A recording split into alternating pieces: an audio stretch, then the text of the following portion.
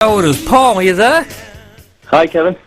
We've got you. That's good stuff. Now, it's fair to say, whilst me and Graham here are fans of Level 42, you've taken it a step further, haven't you? To the next level, I think. and possibly a couple of levels up as well.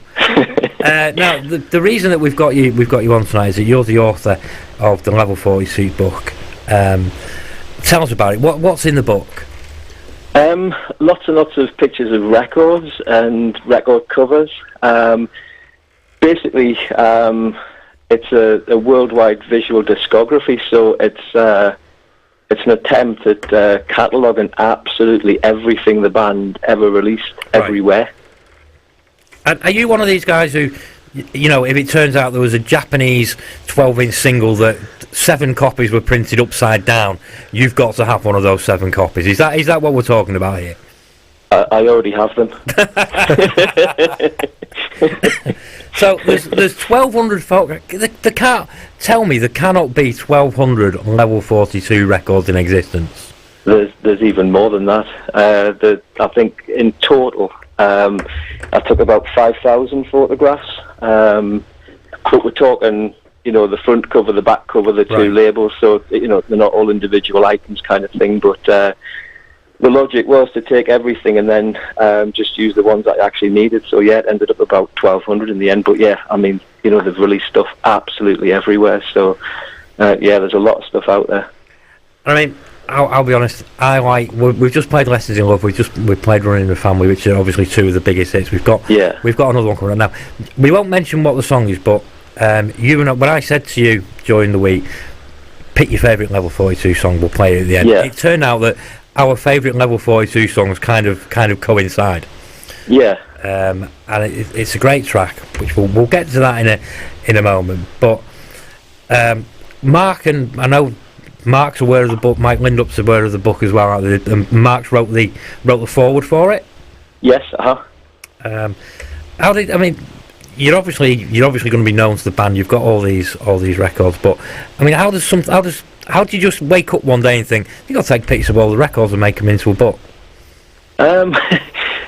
It's funny. I was it's quite a boring story really, but I was at a print firm. I do a lot of prints with my job, and they showed me these books that they could do, and I was like, oh, it's amazing, I would love to do a book. And then that sort of idea popped into my head, but that was probably about a year before I got around to doing it, and it probably just, you know, I thought it and forgot about it as quickly as that. And then it was last March, a friend of mine, Toby Kift, who's also a big collector and also helped me with the book, he told me that this you know, the ultimate rarity was actually up for sale. This thing called Strategy. So this was like the very first Level 42 recording, and it ended up being like a sort of withdrawn LP, which wasn't released until 2 years later by Polydor, and it was called the Early Tapes at that time. But this Strategy thing, there's only 6 copies in the world, so I basically ended up, you know, very fortunately being able to buy this thing from a lady called Margaret, who was another big collector, and she actually bought it from the guy who made it, a guy called Andy Soiker. So he was the guy who actually signed the band in the first instance. So once I had that record, I already had a lot of other records that I'd been collecting for the previous sort of 31 years, I think, at that point. So I felt at that point I had everything that I actually needed to do the book. So that was really the starting point. And then I started up actually doing something for myself, just making a book for myself, just so I could look through my own collection. And I got in touch with Mark King once it got going, and I said, I think there's actually something here. Would you like a copy yourself? And he said at that point, it sounds like a really cool idea. And you know, he said if it rocks, that was his word, if it rocks, then you know, we'll maybe put it out there. So fortunately it rocked. Would it be fair to say that you've probably got records that the band have forgotten even exist? Yeah.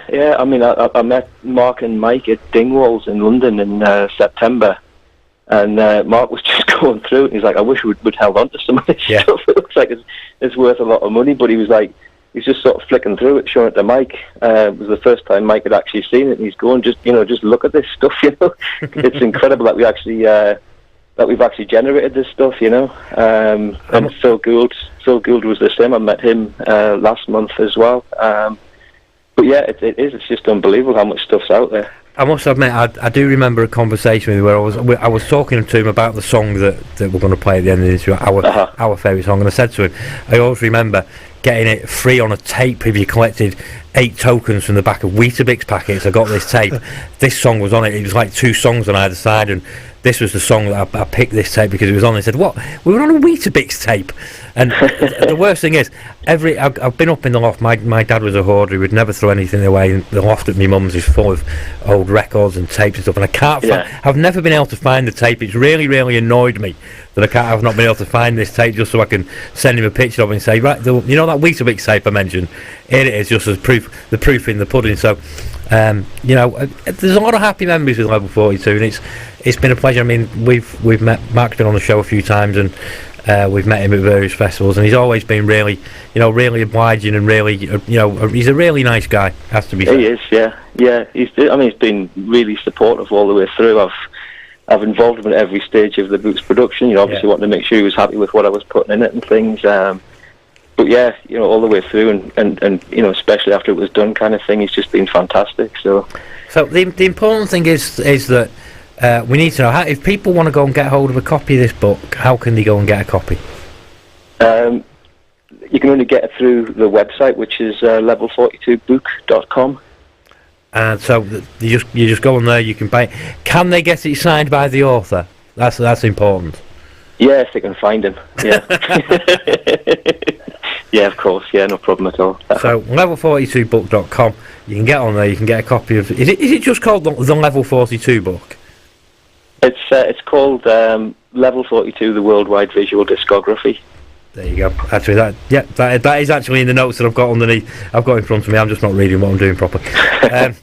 So we'll come to the song. We've been mentioning the song now. It's my favourite Level 42 song, and to be fair, some of my listeners have put me onto other Level 42 songs that I'd missed over the years, and there are some great ones that I love, but it always comes back to this one song, and we're going to go for the normal. There's a great version of acoustic version of Mike Lindup's that we sometimes play on the show, but we're going to go for the original, as recorded on my Weetabix tape.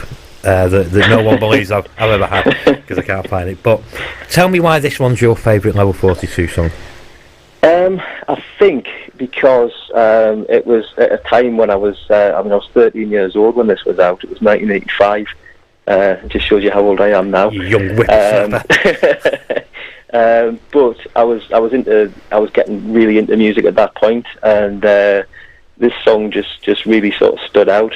And you know, I remember buying the 7-inch at Woolworths and just sort of like playing it to an inch of its life, kind of thing. And it's, you know, that really sort of got me into the band and got me into the next album. So it got me into the album that was taken from, and I sort of went back over them because there'd already been sort of 5 years of the band at that point that I'd actually missed by being too young. Well, it is a great track. I can't deny it. It's my favourite Level 42 song. It's your favourite Level 42 song. Yeah. But